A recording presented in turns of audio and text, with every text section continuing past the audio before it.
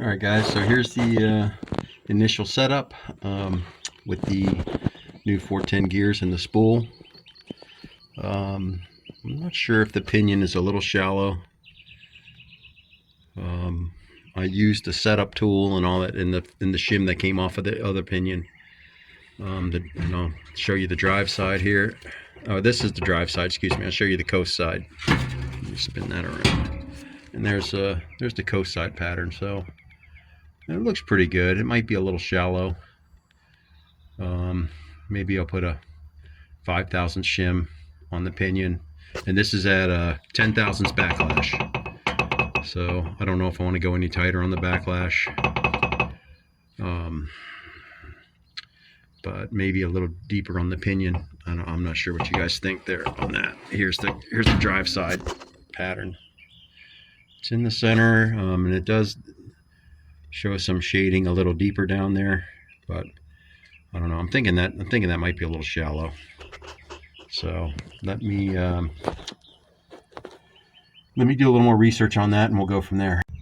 All right, guys. So here's what I ended up with adding another 10 thousandths shim setting for the pinion, and then the backlash is at about 9 thousandths. That's about what I worked out with this. So that is the drive side right there, pretty much right in the middle.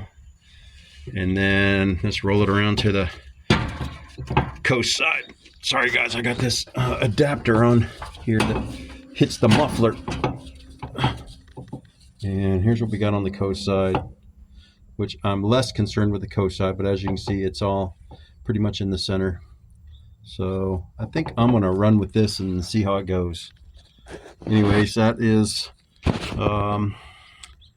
with our polished gear set. And you can see this is almost looks like it's chrome plated. But I'm gonna do a final cleanup and check torque on everything. Throw the cover and axles back in, and I'm gonna run with this. If you guys see anything that's, I'm pretty happy with that. Pretty happy with the drive side there. That's like right in the middle. Before it was a little too shallow. The pinion was too shallow, so I'm happy with that, guys. So I'm gonna run with that, and we'll catch up with you later. Guys, so just a quick update on where I'm at with this 8.8 spool install and fresh set of gears. You know, the one thing I struggled with the most was actually getting this this rear race in. It wanted to go crooked all the time. So what I did was, I'll show you. I tapped it in very lightly to start, and then I used my dial caliper and set it on the sorry guys, it's all one-handed. Basically I just used this depth gauge and worked my way around the four sides of the race as I was tapping it in, and kept measuring and seeing, you know, so if it was 6 mils out here and 8 here, I'd tap on the bottom, and then once it got about a quarter of the way in, then it went in pretty easy. But I probably tried like 10 times to get that thing to start going in straight, and I tried, I've got the bearing race tools. I almost destroyed this thing because they're aluminum. Almost destroyed this thing trying to hammer that in, and when it kept going crooked. So yeah, that one, and that's just with a 2-pound sledge. That's all I could fit into there. But I tried to air hammer, and you know, if that thing's going in crooked, it doesn't matter how much force you have on it, it's just not going to straighten out. So I had my air hammer on it. Air hammer is awesome for taking the races out, man. Just put it behind there and bzzz, and they pop out. But anyway, that was the struggle for the beginning part. And then working with all these shims and backlash, which I've already showed you. Actually, this is going to be multiple parts. So this is, but I got a backlash where I want it, and this is the crush sleeve, not the solid pinion bearing spacer. instead of a crush sleeve, which I have.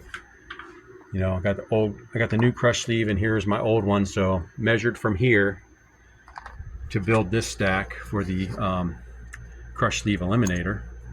And this is 2 pieces, and it comes with a bunch of shims. And you just measure it out, and put the shims in the middle, and work on your preload. So that's kind of where I'm at now. This was for new bearings. I should be 16 to like 29 foot-pounds, and I was only at about 14. So basically, I'm going to take these shims out, see if I can get closer to 20, like right in the middle. And then as far as this was the shim pack that I got the wear pattern that I like. So I measured everything. So this is one of the factory shims. This is the passenger side. So the factory shim plus a 19 thousandths gives me 637. Now I still got to add 6 thousandths to each side is what they recommend to give the put the preload on the carrier bearings. This was as tight as I could get it, but by slipping it in without banging in the shims. So I'm going to add 4 to 6 thousandths on each side. And what I did was I wrote down the thickness of every shim here. So like for this side, I'll try to find a 26 thousandths or something in my, I've got all these shims to work with here to build a shim pack. And this is the other stock one. And then all these others I can build. So what I think I'm going to do, and what I did earlier was, so this is one that comes in the gear set. And so you got, which is kind of cool because you have this kind of mounting thick spacer here with the shelf, so you can put all your thin spacers on here and then kind of make a sandwich with another thick one on the end, so none of the thinner ones get damaged when you're if you have to tap these in. So that's kind of cool. But on the passenger side, you know, you can always get one all the way in there. You're going to have wiggle room. So I'll try to find, so this is a 19th, so I'll try to find like a 26 thousandths or something, or you know, maybe I'll put 5 thousandths or whatever. Some guys say to do, some guys say they like 4 thousandths preload on each side. So basically I came up with the backlash and the wear pattern that I like. So I just got to add, you know, 4 or 5 thousandths to each of these shim packs here.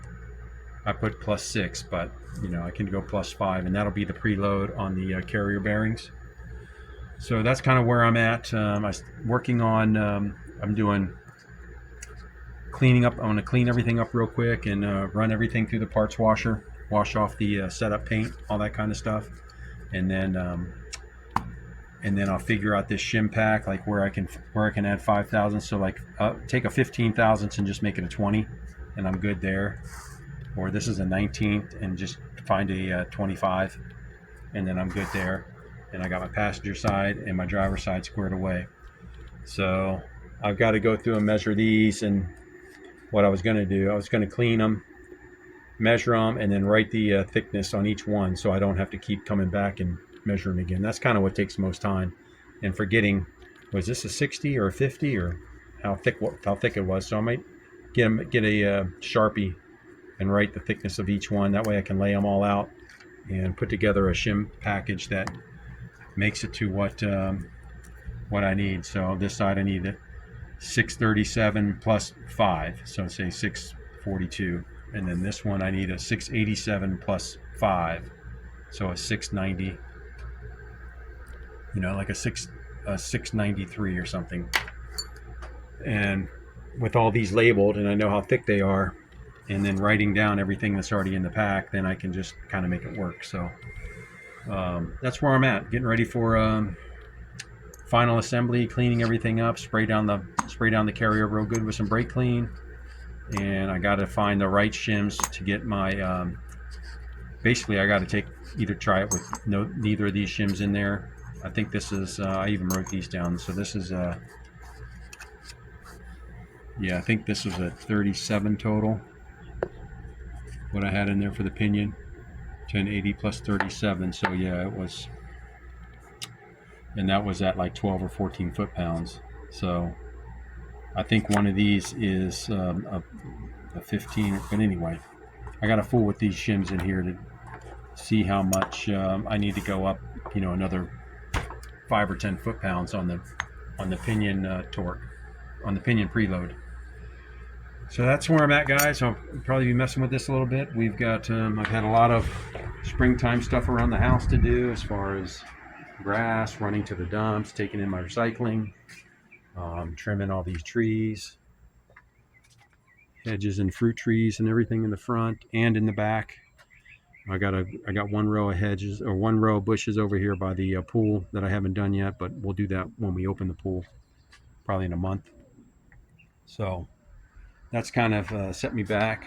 We did get a new puppy, so he's been a handful. You know, he's only 6 months old, so he's chewing up everything, and we're trying to teach him. And then we've got my wife purchased some new side tables and a bookcase and a coffee table and TV stand. I've just been having to build all this stuff, so can't do it all at one time because I don't have enough room in my trash cans for all this recycling and styrofoam everywhere.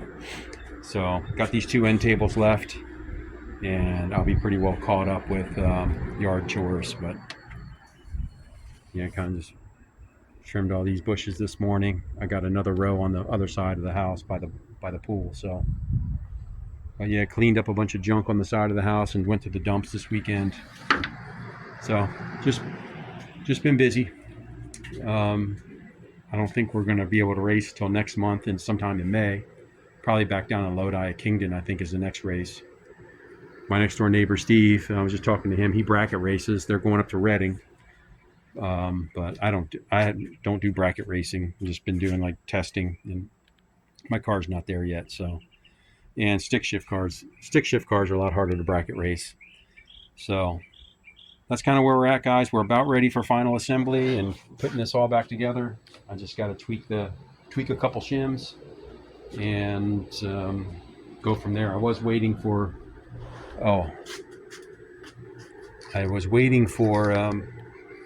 whoever did when I took my rear end apart. So this oil slinger is supposed to go in front, it goes in front of the pinion, but behind the seal.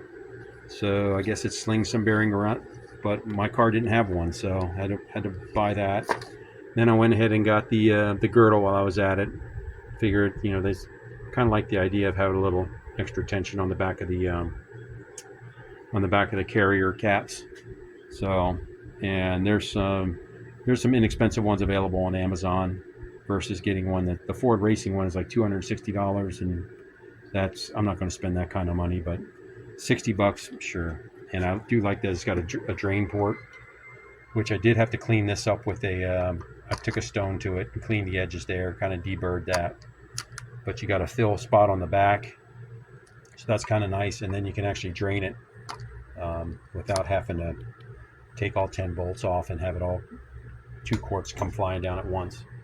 Not that that's a big deal. Done it a few times. It's not that big of a deal, but anyway. So I was waiting for these things to come in, and I'll probably work on having this rear end buttoned up this weekend. So we do have a few things to do over the weekend. I think my son's coming over, and then we got a day trip on Saturday, more than likely.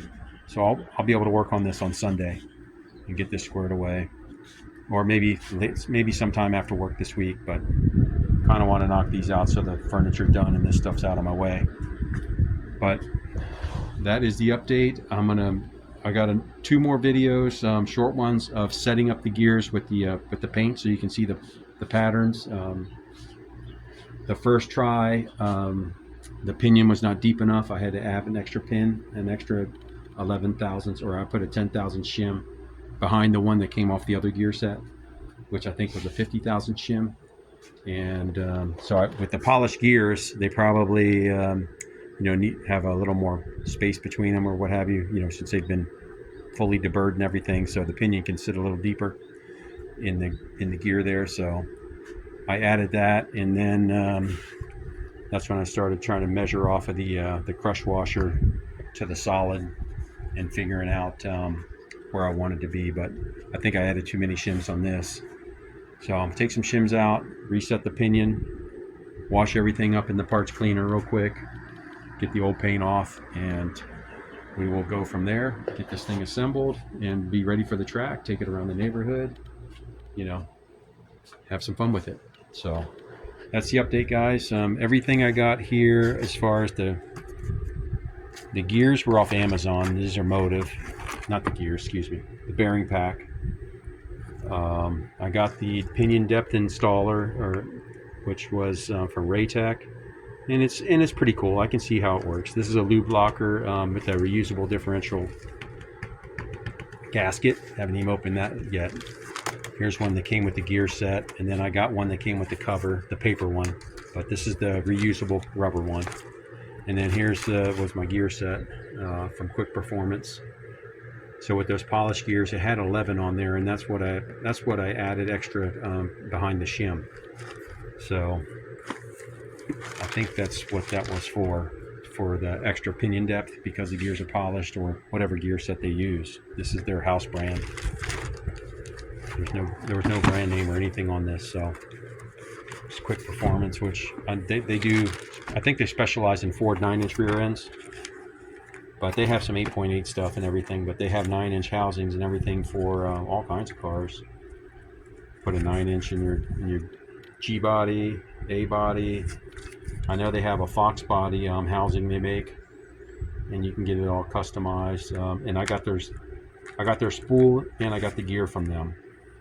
Quick Performance. Everything else, let's see, the Motive bearings I ordered off Amazon. They had an open box one that was like $10 less, but it wasn't open. Everything was sealed, so that's fine. Everything was in there. But I had to order a few tools to do it myself. I mean, so, stuff that I kind of wanted and needed. I've got to, if you got a shop press, you're going to need this kind of stuff anyway. This is a bearing separator, and then a race and seal driver. So kind of needed that stuff anyway, but they're like the $20-$30 tools that are just good to have around, and might as well do it, and I can learn how to do this stuff. So I probably won't use this that often, but it was kind of cool to have it and double check. And again, when I did the depth tool on this and followed their instructions, it came out to I was off by 11. So I guess that number was on there for a reason. So that worked out pretty good. But yeah, if anybody needs to borrow that or use it for setting up a Pinion on a Ford 8.8, I can pay for shipping. I'll ship it out to you, and you can use it. Instead of buying, I think they're almost $40, which is kind of foolish, but it is what it is. And then I didn't really need this. I was just like, what the heck? I think it was under $60. I wasn't going to pay $250 for what a Ford Performance one was. It's a piece of aluminum. I'm not paying $250 for that. So anyway, that's where I'm at, guys. And again, there's two videos, short videos of the setup with the gear marking and everything, where you can see the first video I set up was where the pinion was too shallow, and then the second setup video was where I think the pattern that I'm going to run with this shim pack here, and then the pinion depth and everything is all set. So I liked what I ended up with. Now I just got to figure out the pinion preload. That's the last thing I got to figure, and then I got to add the 5,000ths to each side of this these bearing pack, or these shim packs, for the carrier bearing preload, and then it's ready to go back together after I clean everything, which I'm going to do tonight. Slide this out, plug in the pump, and clean up all the bearings and the gears with the parts cleaner. So that's it, guys. I'll come back with another part of this when we're ready for a final installation. All right, hope everybody's having a great day. Thank you. All right, everybody, good morning.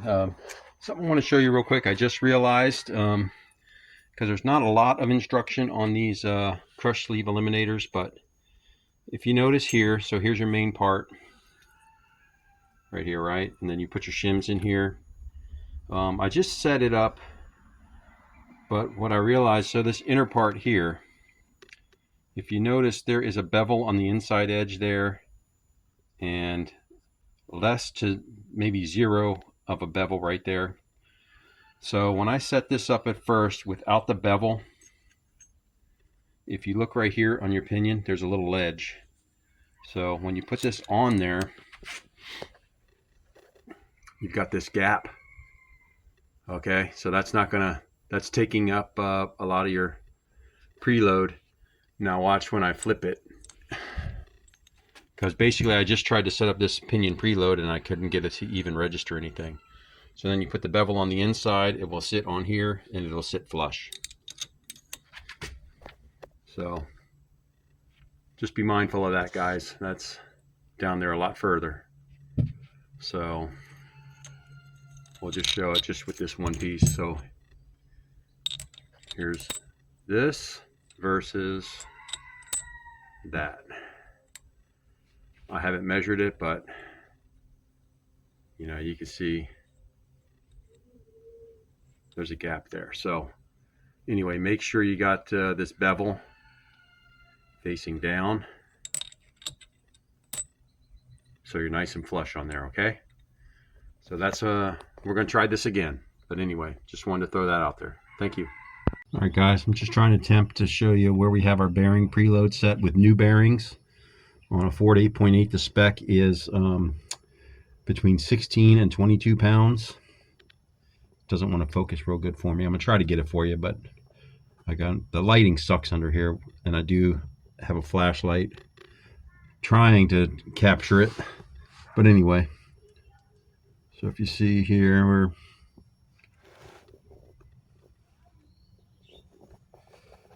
sorry guys, this is hard to do by yourself, but it looks we're right at about 20 to 22, and the lighting is terrible. I can't.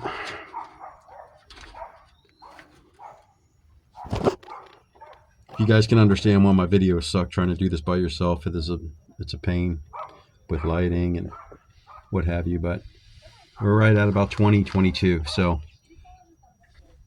I'm going to keep it at that, and we're going to install the carrier. And hopefully our shim pack is correct. We'll just have to be done with it. We'll double check the backlash when we're done. All right, guys. We'll be back in just a minute. All right, guys, and here's where we're at with our final backlash. This will be final assembly. Pinion preload was set, I showed you, at like 20, 22 inch pounds, and here is the backlash on the ring and pinion. Spec is between 8 and 12, so we're at 9 thousandths right there. There you go. So I'm running with this, guys. 9 thousandths backlash right in the middle. Well, on the tight side, but I think with these polished gears, they're not gonna wear in as much. So, but spec is 8 to 12 per the Ford Racing gear, ring and pinion gear installation instructions. There was nothing in the I have a Chilton's manual. There's nothing in here on backlash specs or I'm not sure if there was a preload spec in there for the pinion bearing, but it's more basic maintenance in that manual. So we're going to get everything final cleanup, get the back end on this, and get the axles installed, and we'll be back in business, guys. So we ended up with let me show you what the shim pack we ended up with was. We ended up running the stock shim on the passenger side, which was to get the correct preload. This slid in there and was at 7 thousandths, so I added the other stock. The other stock shim was a 699, and then I took we're at 7 thousandths, so I took about 10 thousandths off this side.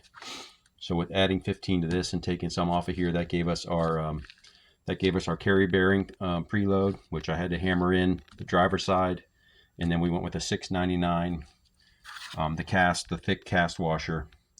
There was a 665 and a 699 were the stock ones that were in there.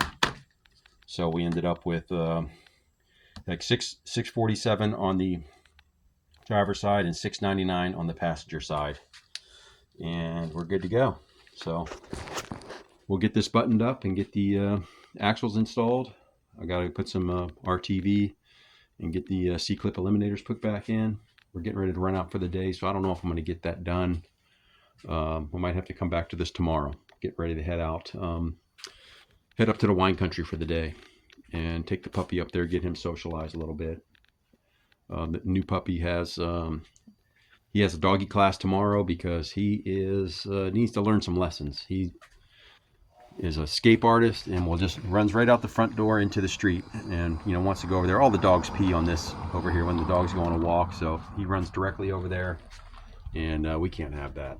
As much as it hurt us to lose the other two dogs to old age, this one is just set to trying to kill himself every day, eating all kinds of stuff in the backyard. I don't know if this stuff's poisonous falling out of these trees, or dog's already chewed on some lamp cords and got a shock. So we're, he got himself stuck underneath the shed, so I had to put some baseboards on there so he can't get under the shed. So he's got some lessons to learn. He's eating all these things falling out of the trees. So I don't know. This dog needs some lessons, needs some obedience training. Of course, he's just a puppy, chewing on everything and gonna get himself in trouble. So that's kind of where we're at, guys. I'll see what I can get done now, but that really is the big part of getting the ring and pinion set up. The biggest win was getting that bearing race in there. But now what I found helpful back here is I was putting this shim in first, putting the carrier in with no shim, sliding this side in, and then just getting this cap started so it's not going to fall out on you. And then when you get this bearing race straight on this side, because it will want to, the bearing race will want to slide away from the bearing because it's tapered. But yeah, if you just use a screwdriver and get it kind of straightened up in there, and then you can get your shim started. Get the shim started right here, and then just, go from there. And if you need to use this, then you use that and get it in there. And the thing is, when it gets going, then again, with that tapered bearing, the race is going to want to cockeye like that, and that's going to about a third of the way in, it'll straighten out, or 2/3 of the way in, it'll straighten out, and then just go in easy the rest of the way. So you'll think this is never going to jam in there, but it's because the race gets cockeyed on the tapered bearing. It makes it hard to hammer in. So I'm going to spray this down one final clean out real quick with some brake clean, and then we'll slide the axles in, get the C-clip eliminators bolted in, get the axles bolted in, put the cover on, fill it, and we'll be ready to go. So I'll have this done sometime tomorrow for sure. I got to see what time it is, if I can get started on the next phase or not. Because we're gonna have to start getting ready to head out soon. So that's the update, guys. I know this is taking a minute. We got this new puppy that's needing a lot of training, and of course work is more demanding than ever with in a down economy. They're on us more. So anyway, that's where we're at. We'll get this finished up tomorrow. Thanks for stopping by and checking out the video. And there's lots more videos on here.